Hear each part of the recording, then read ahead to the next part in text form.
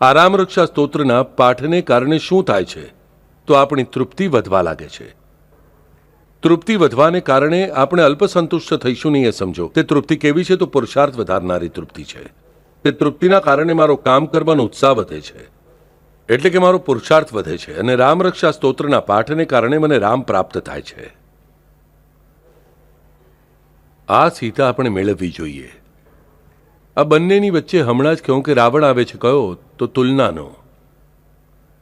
સ્તોત્ર બોલતી વખતે પણ ઓછામાં ઓછું રામરક્ષા બોલતી વખતે આ તુલના જીવનમાંથી કાઢી નાખો.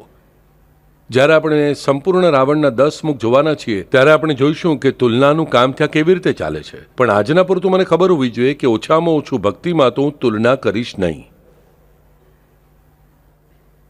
જે શ્રેષ્ઠ ભક્ત છે તેની શ્રેષ્ઠતા હું માન્ય જ કરીશ,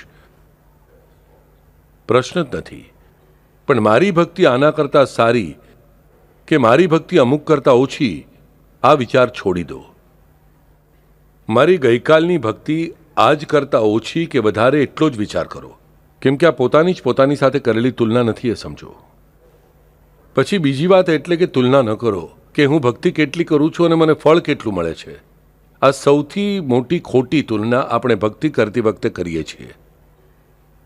6 વર્ષથી બાબાના શિરડીમાં જાઉં છું પણ હજુ મને ઘર નથી મળ્યું. થઈ ગયું 6 વર્ષ અને ઘર. તુલના થઈ, તૃપ્તિ ગઈ, મારો પુરુષાર્થ ગયો. સાંઈબાબા મને પુરુષાર્થ આપવા બેઠા હતા પણ હું બધું તેને આપેલું ગુમાવીને પાછો આવ્યો. એટલે મારી પોતાની ભક્તિની ક્યારેય તુલના ન કરો બાળકો, કે મારી ભક્તિ અને મારું ફળ. આની તુલના જે ક્ષણે મનમાં શરૂ થઈ તે ક્ષણે સમજવું કે મારો પુરુષાર્થ ઓછો થયો, મારી તૃપ્તિ ઓછી થઈ. જેવી બીજાઓની ભક્તિની પોતાની સાથે તુલના ન કરો, તેવી જ પોતાની ભક્તિની પોતાને મળનારા ફળ સાથે તુલના ન કરો.